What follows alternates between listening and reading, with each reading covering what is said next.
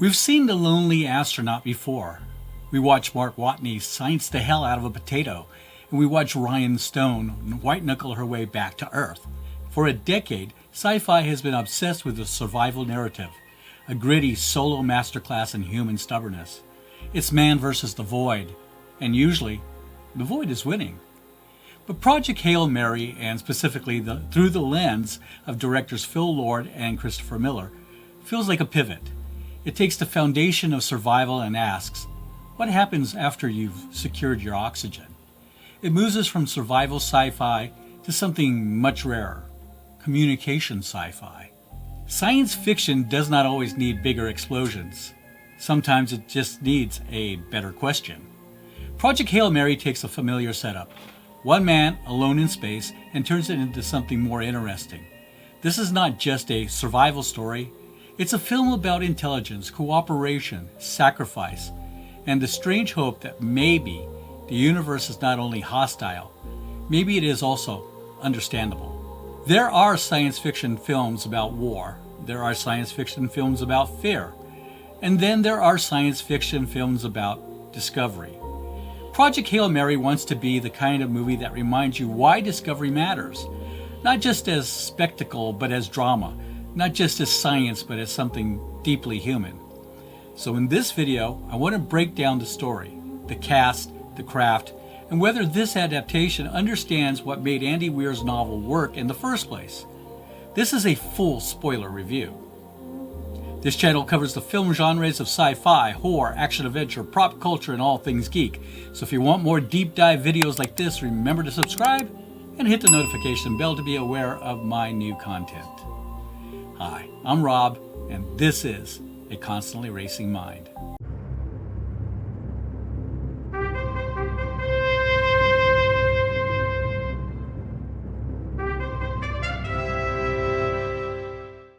In a survival story, everything is an obstacle.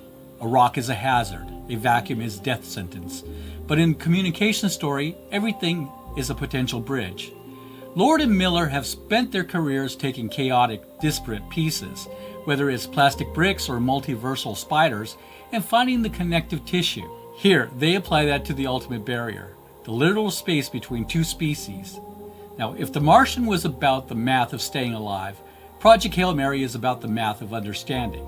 It argues that science isn't just a toolkit for the individual. It's the only universal language we have left when the words run out. There is a specific kind of cosmic horror in realizing that you are the last of your kind. We've seen that played for Dread 1,000 times. But this film flips the script on isolation. It suggests that the universe isn't a cold, empty vacuum. It's just a room where we haven't learned to speak to the person sitting across from us yet. The transition here is profound. We go from the I of the survivor to the we of the collaborator. It's no longer about how do I get home. It becomes how do we save home. Science fiction occasionally delivers a premise so delightfully strange that it feels like a puzzle box for the mind. Project Hail Mary belongs to that category. The story comes from Andy Weir, the same writer who gave us The Martian. His trademark trick is simple but powerful. Throw one ordinary human into an absurdly dangerous scientific problem and watch ingenuity do the heavy lifting. The narrative engine is not explosions or battles, it's problem solving. Each obstacle becomes a scientific riddle. How do you communicate with a creature whose biology is completely alien? How do you run experiments millions of miles from Earth with limited equipment? How do two species collaborate when neither understands the other's senses or environment? Weir writes science the way a good lab notebook reads. Clear steps, hypothesis, failure, adjust the experiment, try again. Watching characters think their way through a catastrophe is strangely thrilling. Thematically, beneath the equation sits a very human idea. The film explores shared survival. Two civilizations, light years apart, discover the same threat and reach the same conclusion. Cooperation beats isolation. Science fiction often imagines aliens as enemies. This story imagines them as colleagues. That small shift turns the narrative from invasion to collaboration. The universe stops being a battlefield and becomes a laboratory. That's why I think this adaptation is interesting. Several things make this project unusual. The book is extremely technical. Translating that to film requires visual storytelling for scientific reasoning. The relationship between Grace and Rocky carries the emotional weight of the story. That alien design and communication system must feel believable. The tone balances humor, loneliness, and existential stakes. Pull it off, and the film sits in the lineage of thoughtful science fiction like Arrival, Interstellar, and The Martian. Imagine discovering that somewhere in the galaxy another civilization looked at the same dying star and ran the same calculations. Two separate species solving the same problem with physics. That idea hints at something profound. Intelligence across the universe might converge on the same truths. Mathematics becomes a universal language, not because it's convenient, but because reality itself runs on it. The strange thing about Project Hail Mary is that the wild premise may be the most realistic part. Curiosity might be the one trait that intelligent life everyone shares. And that makes the universe feel a little less lonely. The movie begins with Riley and Grace waking up alone aboard the Hail Mary, confused, physically weak, and suffering from major memory loss. He has no clear sense of who he is, where he is, or why he is on the ship. He also discovers that the two other crew members are dead, which immediately turns the mission into both a mystery and a survival story. I would describe the opening as a blend of amnesia puzzle, spacecraft isolation, and gradual self-reconstruction, with Gosling carrying much of that early material through confusion, humor, and creating dread. I think of Jason Bourne as he wakes up on that fishing boat in the Mediterranean. As Grace starts recovering bits of memory, the film cuts back to Earth, where scientists discover that the sun is losing energy because of a microorganism called astrophage. The same phenomenon appears in a chain stretching toward Venus, and the larger scientific panic becomes clear very quickly. Earth is headed toward a long-term global catastrophe if the energy loss continues. The Hail Mary mission is built around the discovery that Tau Ceti is one of the few stars that do not show the same problem, making it humanity's best hope of finding out what is happening and how to stop it. The astrophage crisis is the central setup and the reason Grace ends up in space at all. The flashbacks gradually introduce Eva Straight, played by Sandra Hüller, as the force driving the global response. She is essentially the person with the authority to turn scientific panic into a mission plan. Grace is brought into that effort not as a natural astronaut hero, but as a scientist whose expertise becomes useful to understanding the crisis. Throughout the film, Grace stays reluctant about his role. He is not initially written as a bold volunteer racing toward destiny. He's pulled into the machinery of the mission because the world needs answers and because Strat sees value in him whether he likes it or not. I think this is important because one of the story's most important reveals is that Grace is not the straightforward hero he first appears to be. The book's major twist, which spoiler covered still treats as central to the film, is that Grace resists being sent on this one-way mission. He is effectively forced into it after the intended crew is compromised and the launch window is closing. The memory structure hides that truth at first, which allows the audience to meet Grace as a lonely survivor before learning that his heroism was not pure or voluntary at the start. That reveal is one of the reasons the character works. He grows into courage instead of beginning there. The present-day shipboard plot changes dramatically once Grace realizes he is not alone in the Tau Ceti system. Another ship has arrived there, and on board is Rocky, an alien engineer from a civilization dealing with the exact same astrophage disaster. Rocky is not treated as a threat in the usual first contact sense. Instead, Goddard's script has Rocky becoming the movie's heart. The middle of the film is built around Grace and Rocky learning to communicate, building trust, solving scientific problems together, and slowly becoming genuine friends. And once again, Goddard's script has the film shifting into a kind of science fiction buddy story at the point with the Grace-Rocky relationship becoming the emotional engine. That is also where the film seems to lean into one of the book's biggest strengths. Science is character interaction. Grace and Rocky do not bond through generic speeches about unity. They bond by solving problems. They use mathematics, patterns, logic, sound, and experimentation to bridge the gap between two species. It's about the thrill of figuring things out with someone who sees the universe in a completely different way. Lord and Miller keep the novel's major problem-solving spine here. They identify what makes Tau Ceti different, connect it to a predatory organism, and pursue a way to retrieve or cultivate that solution so it can be sent back to Earth. Ryland and Rocky discover Talmiba, a microscopic predator that eats astrophages. They spend weeks in the ship's lab, breeding it to survive the specific nitrogen-heavy atmospheres of their respective home planets, Earth and Arid. They think they've won. They say goodbye, give each other enough fuel to get home, and part ways. As Ryland is heading back to Earth, he realizes something horrifying. The Talmiba have evolved. In his experiments to make them tougher, he accidentally selected for Talmiba that can pass through xenonite, the iridium superglass that Rocky's ship is made of. Ryland finds Talmiba in his fuel lines. He can fix his own ship, because human tech uses metal and plastic which Talmiba can't penetrate. He realizes that Rocky's ship, the Blip A, is almost entirely xenonite, which means that Talmiba will eat through Rocky's fuel tanks, leaving him stranded in the void to die of radiation or starvation long before he reaches Arid. This is where the communication thesis hits its peak. Ryland has a choice. Option A, go back to Earth. He becomes a hero, saves humanity, and lives in luxury. But his best friend and an entire alien civilization dies. Option B, turn the ship around, use his remaining fuel to find Rocky, save him, and give up his chance to ever seeing Earth again. Ryland turns around. He sends the Beetles, the small automatic miniships, back to Earth with the Talmiba and all his data, ensuring Earth is saved without him. He finds the Blip A, which is indeed dead in the water, saves Rocky, and they travel to Arid together. This is where the filmmakers frame Grace's decision as the point where Grace finally becomes courageous on purpose. He begins the story as someone who resists sacrifice, but he ends it by freely choosing it. That is why the ending resonates with so many readers, and it is apparently still the film's emotional foundation. It starts as an amnesia mystery, then it becomes a planetary science crisis film, then it opens into a first contact friendship story, and finally it lands as a story about moral choice, sacrifice, and companionship. That is the shape that matters. When you look at Project Hail Mary from a craft perspective, it is one of those productions where the team actually makes sense for the material. The film is directed by Phil Lord and Christopher Miller, written by Drew Goddard, based on the novel by Andy Weir, shot by Greig Fraser, edited by Joel Negron, and scored by Daniel Pemberton.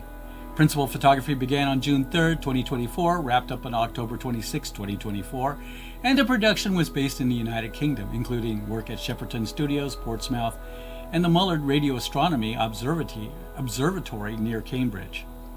And I think that matters because this is not a story that survives on concept alone. It needs precision, it needs warmth, and more than anything, it needs people who understand that science fiction only works when the human part feels real. Starting with the directors, Phil Lord and Christopher Miller are an interesting fit because their best work always seems to balance high concept ideas with character energy.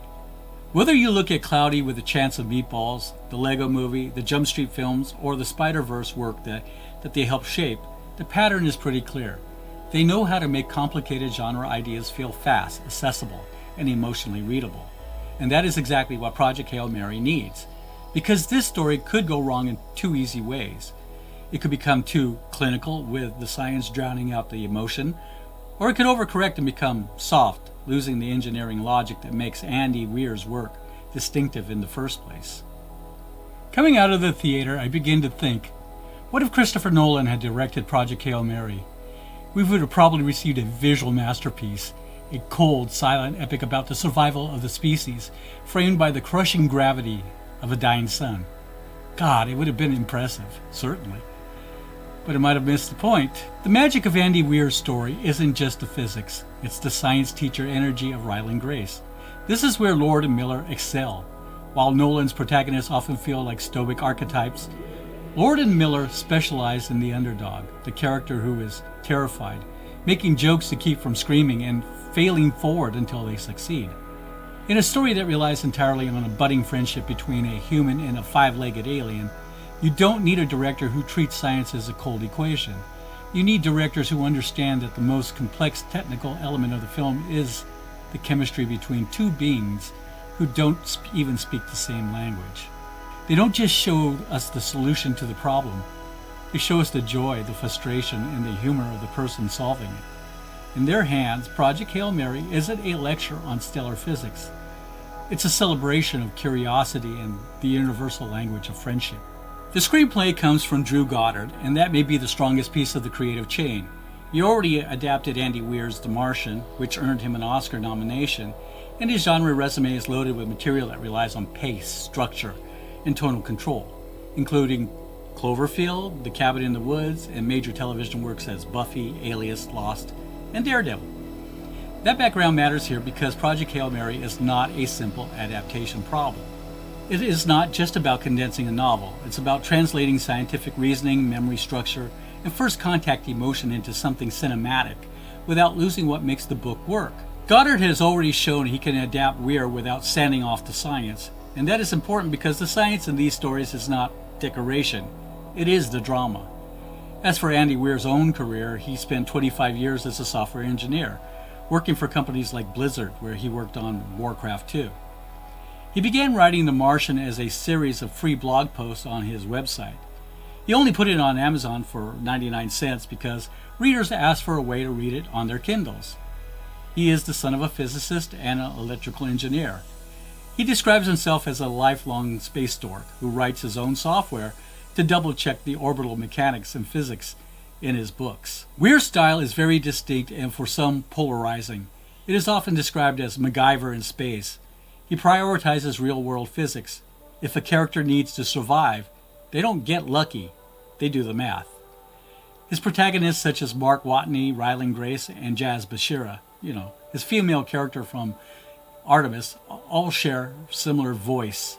Snarky, intelligent, slightly juvenile, and relentlessly optimistic. His writing is functional and serviceable rather than lyrical. He focuses on the how of the science rather than the why of the human condition, making his books read like very entertaining lab reports. So bringing Goddard back into that world feels less like a safe choice and more like a logical one. Visually, the film is in the hands of Greig Fraser, and that gives the project immediate credibility. Fraser's work on Rogue One, The Batman, Dune Part 2, and The Creator have made him one of the defining cinematographers in modern large-scale genre filmmaking.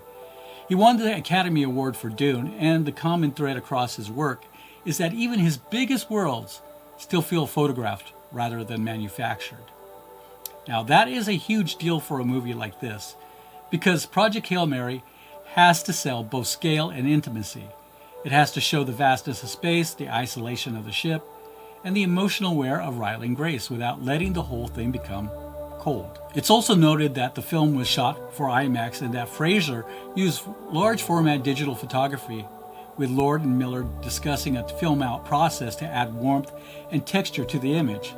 That tells you the intent. They did not just want the movie to look big, they wanted it to feel tactile. The editor is Joel Negron.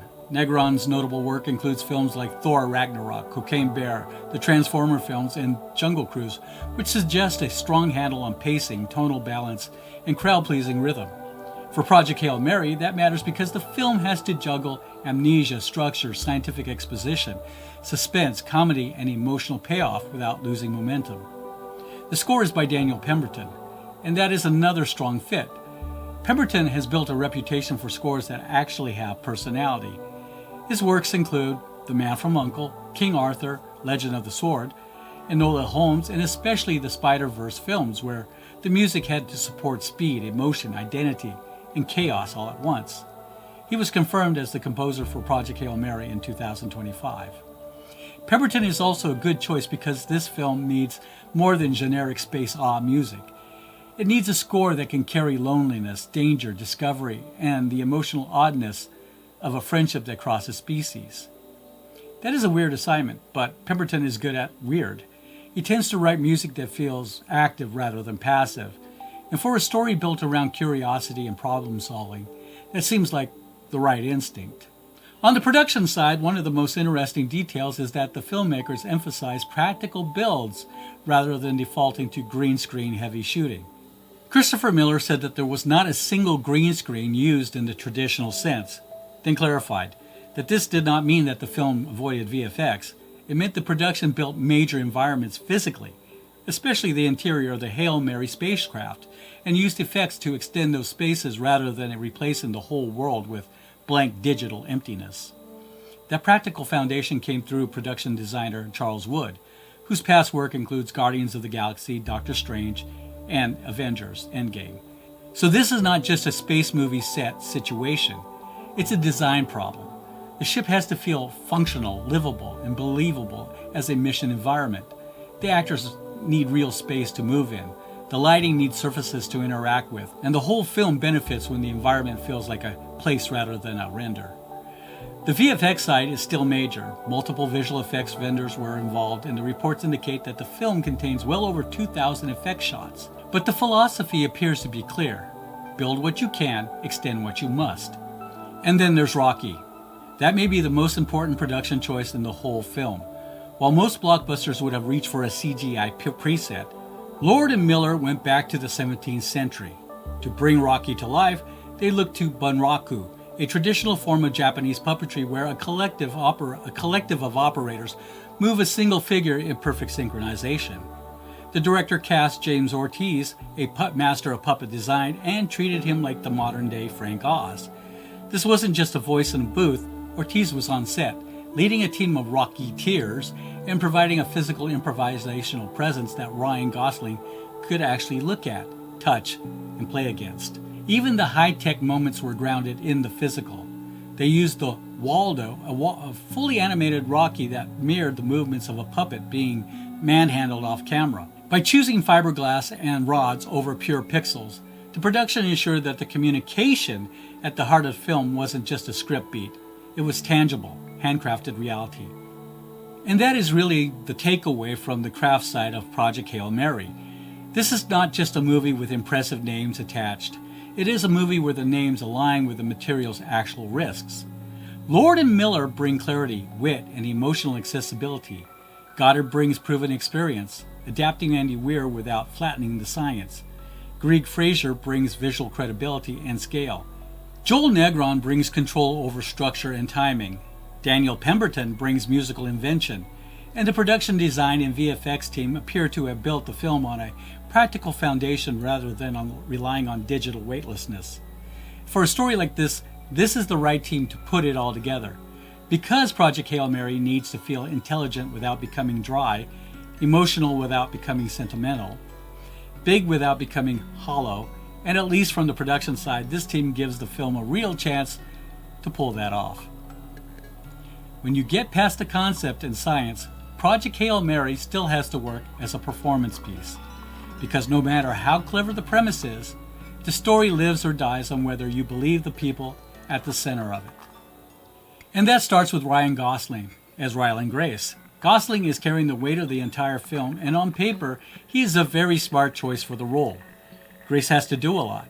He has to be funny without becoming a joke, intelligent without sounding mechanical, and emotionally engaging even when much of the story puts him alone, confused, or working through problems in isolation. That kind of role needs an actor who can make thought feel active, and Gosling has spent most of his career proving he can do exactly that. Before this, he built his reputation through films like The Notebook, Half Nelson, Lars and the Real Girl, Blue Valentine, Crazy Stupid Love, Drive, The Place Beyond the Pines, The Big Short, La La Land, Blade Runner 2049, First Man, The Gray Man, and of course, Barbie. So whether you know him from romance, drama, crime films, award season work, science fiction, or full-blown pop culture chaos, he comes into this film a track record of making introspective characters compelling to watch. And I think that is important here because Grace is not a traditional action hero. He is not charging into danger because he is fearless. He's thinking his way through it because he has no other choice. I'll have to be honest with you. I never considered Gosling to be a great actor. I thought he was a talented actor and a decent human being. I mostly saw his more genre films like Drive, The Gray Man, First Man, and of course Blade Runner 2049. I was dragged to see The Notebook, but that was more taken with James Garner and Gina Rowlands. I thought he did a decent job in The Big Short, but then again, Christian Bale and Steve Carell took up a lot of stage as well. I did like him in The Nice Guys with Russell Crowe. I thought they did an impressive job. In Blade Runner 2049, I thought Gosling's character was very well acted, and he carried the emotional depth that was unreasonable for a skin job. Harrison Ford upstaged him, but then again, it's Harrison Ford. But I thought Gosling did an excellent job in that film. I saw The Fall Guy, and I thought he did a great job there too, To be honest, I went because of Emily Blunt and the Lee Majors connection, and I was impressed by both of them. However, I think it's time to reevaluate Gosling as an actor with his over 30 years of experience. And that brings us to Sandra Hüller as Eva Straught. And this may be one of the most important casting decisions in the film. Straught has to feel like the person who can walk into a global crisis, take control of the room, and make impossible decisions without apologizing for them. If that role is weak, the Earthside material falls apart. But Sandra Hüller has exactly the kind of presence that can make authority feel real. A lot of people will know her from Anatomy of a Fall and The Zone of Interest. And if you've seen either film, you already know what she brings: precision, intelligence, control. She does not have to overplay anything. She simply needs to stand still and allow the character's force to manifest. So even though she is not coming from the usual franchise lane, she may be one of the most important actors in grounding the film's stake. From there, the supporting cast starts to tell you something about how the filmmakers are building the world. Ken Leung plays Yao Li Jai, and he is one of those actors who always improves an ensemble. Genre audience have seen him before in everything from AI, artificial intelligence, Saw, X-Men, The Last Stand in Star Wars The Force Awakens, and television's audience know him especially well from Lost. Then you have Melania Weintraub as Alicia Ilyukina. In a science fiction story, especially one with technical material, supporting characters can flatten out very quickly if they are only there to move information around. Weintraub gives the impression that the filmmakers understand the crew still needs texture, humor, and some sense of lived-in humanity. The same idea carries into Lionel Boyce as Officer Steve Hatch. Boyce is best known right now from The Bear, and he's a very grounded presence on screen. He does not feel artificial, he feels inhabited, and that may sound like a small thing, but is exactly the sort of thing that helps a film world feel real. Even if the role itself is not massive, that kind of casting adds a weight around the edges. That usually means the filmmakers want even brief roles to register as actual people. And in a story like this, that helps. You want the wider mission and the wider world to feel populated, not merely sketched in. But of course, the most unusual casting challenge is the entire film is not human at all. It's Rocky. And that is where James Ortiz becomes one of the most interesting names in the movie. Ortiz performs and voices Rocky. And that is a very smart choice because Rocky cannot just be a visual effect. Rocky has to feel present. He has to feel reactive. He has to feel like someone Grace can build a relationship with. By using an on-set performer and voice actor in that role, the film gives Rocky a much better chance of feeling alive rather than merely rendered. Rocky is not some background creature or throwaway sci-fi curiosity. He is one of the emotional pillars of the story, and if Rocky works, the movie works on a much deeper level. And then there is Mary. And I do not want to skip past Mary, because in science fiction, a ship's voice is never just a small detail. Priya Kansara voices Mary, the Hail Mary ship, and that places the film inside a long science fiction tradition. Once a ship has a voice, it becomes part of the drama in a different way. It is no longer just a setting, it becomes a presence. And science fiction has given us a lot of memorable examples of that. You can go back to HAL 9000 in 2001, A Space Odyssey, where the shipboard intelligence is calm, intelligent, and deeply unsettling. Mother in Alien, the ship's computer, exhibits a procedural, distant demeanor, closely aligned with corporate mission logic. A more modern companion might be the Avalon in Passengers, where the ship's voice helps define the environment itself. And as it turns out, Mary has more warmth or personality than the comparison sketches toward things like Andromeda, Moya from Farscape, or Zora from Star Trek Discovery, where the vessel or ship intelligence becomes more character than system. That is why Mary is necessary. In science fiction, a ship's voice can be a command authority, a quiet companion, a warning system, or an emotional buffer. It can reassure you, it can guide you, and sometimes it can sound calm while everything is going horribly wrong, which is a very science fiction thing to do. So even though Mary may not be one of the biggest talking points in the film yet, the fact that the ship has a voice, identity at all, tells you the filmmakers understand something important. In this kind of story, the environment is part of the character fabric. The ship is not just where the movie happens, it is part of how the movie feels. And when you step back and look at the cast as a whole, that is really the takeaway. This is not just a movie built around one star. It is a movie with Ryan Gosling as the emotional anchor, Sandra Hüller as the forceful counterweight, a supporting ensemble built from strong character actors, James Ortiz carrying the hardest non-human performance challenge in the film as Rocky, and Priya Kansara giving the Hail Mary itself a voice through Mary. That suggests that the production understands that Project Hail Mary is not only about science, it is about relationships, human relationships, alien relationships, and even the strange tradition in science fiction where the ship itself can start to feel like part of the crew. And honestly, that is where the cast gets interesting. Because if all those elements connect, this stops being just another large-scale studio sci-fi film and becomes something much more specific. A story about intelligence, survival, and companionship in the middle of a very large and very indifferent universe.